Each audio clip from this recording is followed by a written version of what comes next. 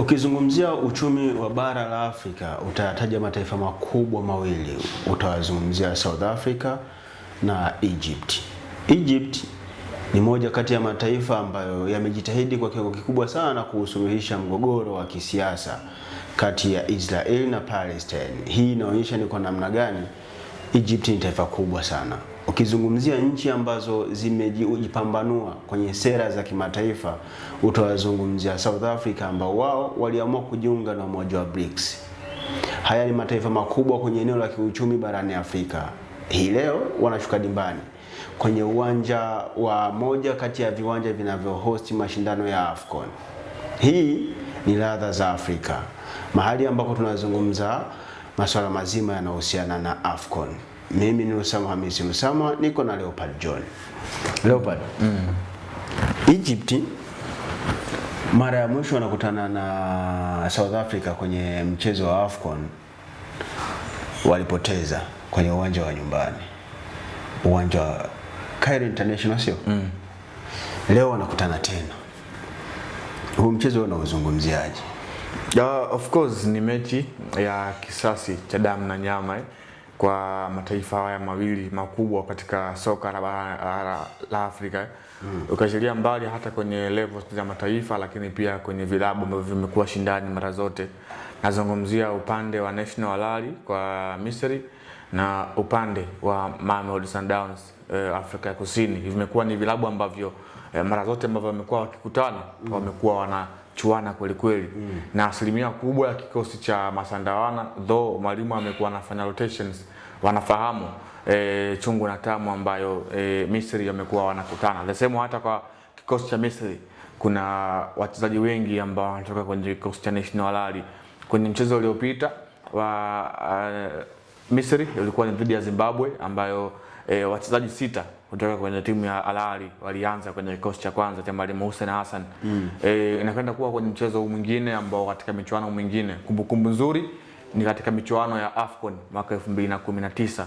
Michuano ambayo ilifanyika pale nchini Misri, ambao walikutana katika hatua ya 16 bora na Afrika Kusini akaweza kumuondosha Misri kwa kumfunga bao 1-0.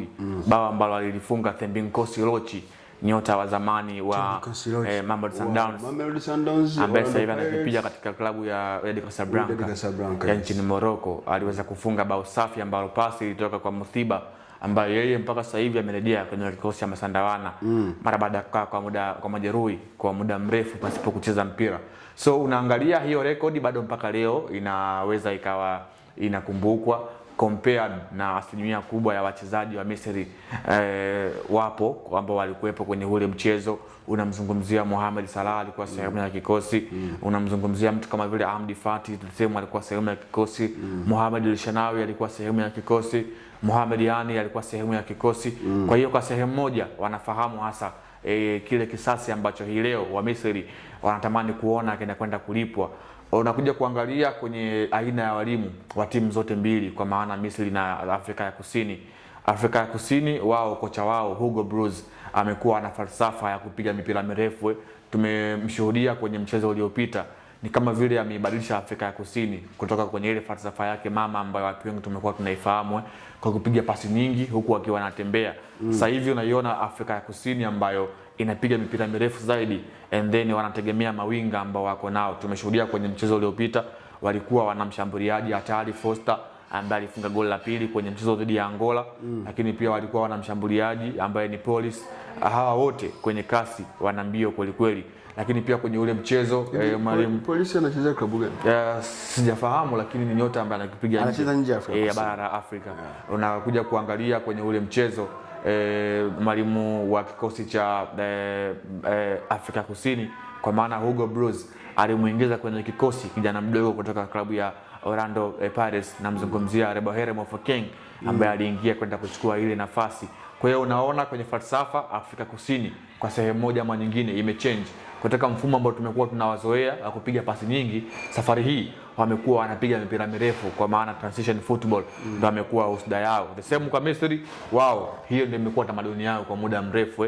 Wao muda wote watakuwa wana kasi, wakiwa wanatumia mawinga wale ambao wako nao ambao ni hatari kweli kweli. Upande mmoja utamkuta Omar Marmoush, lakini upande mwingine utamkuta Mohamed Salah, and then juu itategemea mwalimu ataanza na nani, either aanze na Mahamudu Hassan Trezeguet au aanze na Mohamed Mustafa ambaye alifunga bao katika mchezo uliopita. Aliweza kuingia.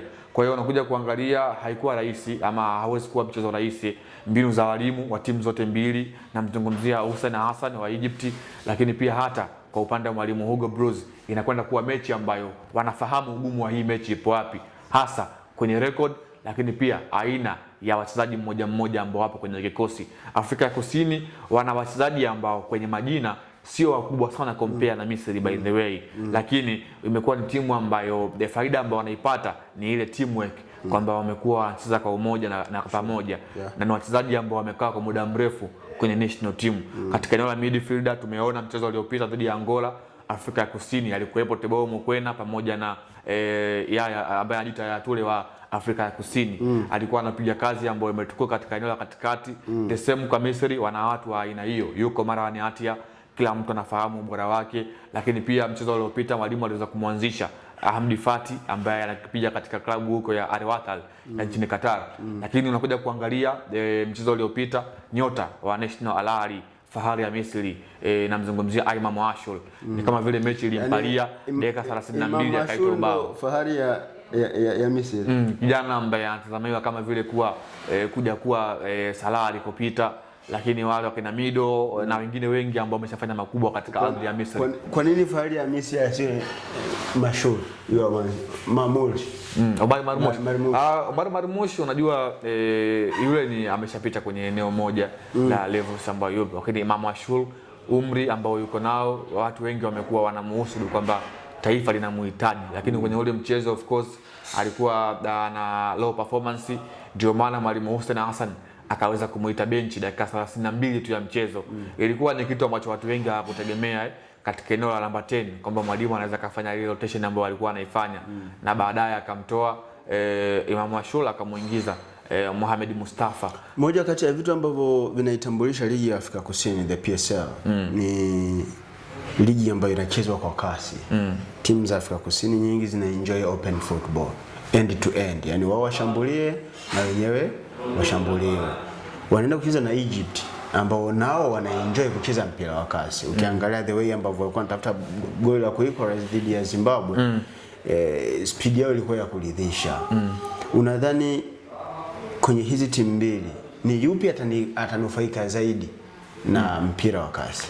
Mimi nafikiri yeyote ambaye atakuwa ana dominations katika maeneo yote ya uwanja, kwa maana eneo la Langs akiwa ametawala, lakini pia akiwa ametawala eneo la katikati, huyo ndo atakuwa ana advantage kubwa kwa sehemu moja ama nyingine. Lakini unakuja kuangalia kitu kikubwa ambacho mimi nataka nini nikakiangalia kwenye huu mchezo, ni battle ambayo itakuwepo kati ya Mohamed Salah kama akiwa anatokea kushoto sambamba na mlinzi wa Masandawana Kodiso Mudau. Ni battle ambayo of course itakuwa nzuri na itakuwa inavutia. Au Mudau hakuwepo, alikuwa sehemu ya kikosi nakumbuka kwenye ule mchezo, though bado South Africa ilikuwa inamalizia kile kizazi cha kina Percy Muzi Tau, ndio alikuwa wapo katika ubora wao finali za miaka 2019. Kwa hiyo ni battle ambayo mimi binafsi yangu nakwenda kuitazama, lakini pia battle ya Teboho Mokoena na Marwan Atia pale katikati. Ni battle ambayo imetoka kwenye klabu inahamia kwenye national team levels. Kwa hiyo ni mechi ambayo ina ushindani na kasi, ni kitu ambacho tunakitarajia katika mchezo huu leo ambao unakwenda kupigwa majira saa 12 kwa saa za Afrika Mashariki.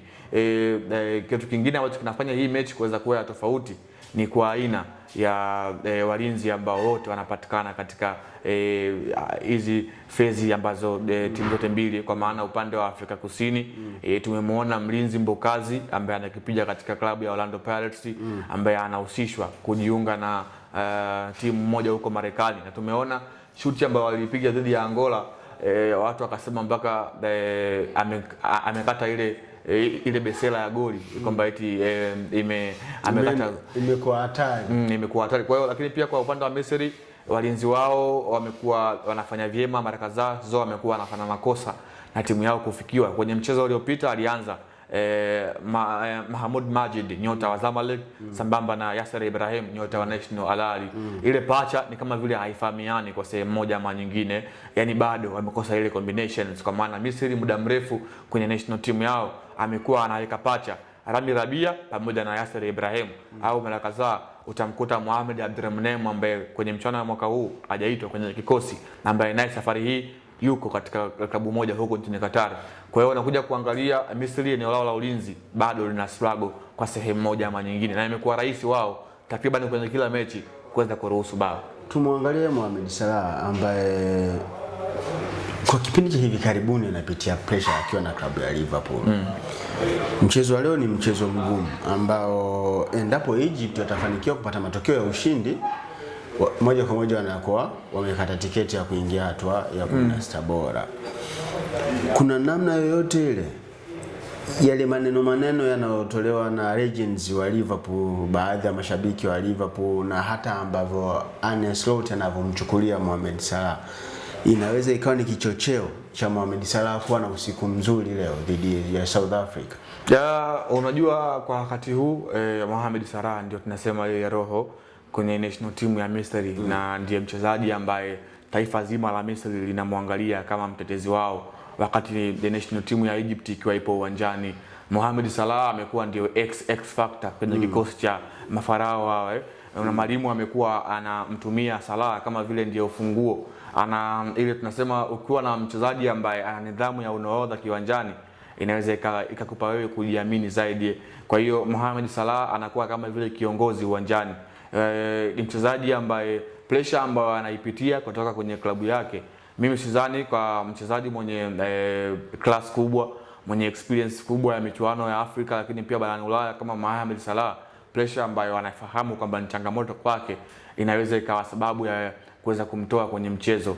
Tunafahamu mchezaji yeyote lazima anapitia kipindi kigumu, na yeye anafahamu yupo kwenye kipindi kigumu, lakini kikubwa Mohamed Salah bao ambalo alifunga kwenye mchezo wa Zimbabwe lilimpa kama vile kumuinua tena na kuweza kumpa nguvu ambayo leo atakwenda kuanzia pale alipoishia. Hiko ndicho ambacho South Africa hii leo inabidi waende kukiangalia zaidi, kana kwamba Mohamed Salah kwenye ile listi ya wafungaji naye pia ni mmoja wapo, akawa amefunga bao moja. Ukimwacha Riyad Mahrez ambaye alifunga bao 2 kwenye mchezo wao wa juzi, ukimwacha pia Nicholas Jackson ambaye alifunga goli 2 kwenye mchezo wao dhidi ya Botswana, wanakuja kumtaja nyota Mohamed Salah ambaye naye pia kwenye hii michuano ameshafunga bao moja. Kwenye magoli 29 kuna goli moja la Mohamed Salah. Kwa hiyo ni nyota ambaye hauwezi kumzungumza katika mchezo wa leo kama hatakuwa na madhara. Ni nyota ambaye muda wowote anaweza kukuadhibu kama safu yako ya ulinzi ikiwa haipo makini. Mtazamaji wa Anwar TV, leo michezo ni minne. Mchezo mwingine ambao utakuwa unafanyika ambao ni kundi la Misri, ni mchezo utakaozikutanisha timu ya taifa ya Angola dhidi ya Zimbabwe, mchezo utakaofanyika saa 9:30 kwa saa za Afrika Mashariki, lakini itakapo timu saa 12 kamili jioni ndipo South Africa watakabiliana na timu ya taifa ya Egypt, kwa maana ya Pharaohs au waite Misri kama ambavyo tumezoea kuwaita. Lakini pia itakapofika saa 2:30 Zambia watashuka dimbani kwa kabili Komoro, mchezo mwingine ambao una mixed feeling. Ukiangalia the way ambavyo Komoro walivyocheza dhidi ya Morocco na namna ambavyo Zambia walivyocheza dhidi ya Mali, unaweza kuona ni mchezo wa namna gani. Alafu mwishoni kabisa leo saa 5 kamili usiku kwa saa za Afrika Mashariki, wenyeji Morocco watawakaribisha timu ya taifa ya Mali. Timu ya Djigui Diarra, screen protector, X factor wa Young Africans, atashuka dimbani dhidi ya El Kabi ambaye so far ingelikuwa tunachagua bao la mashindano kwenye raundi ya kwanza, as it stands El Kabi ndio mtu ambaye amefunga goli zuri mpaka sasa. Kwa hiyo screen protector anayo shughuli ya kukumbana na El Kabi. Hiyo ndio michezo ambayo itafanyika kwa siku ya leo, lakini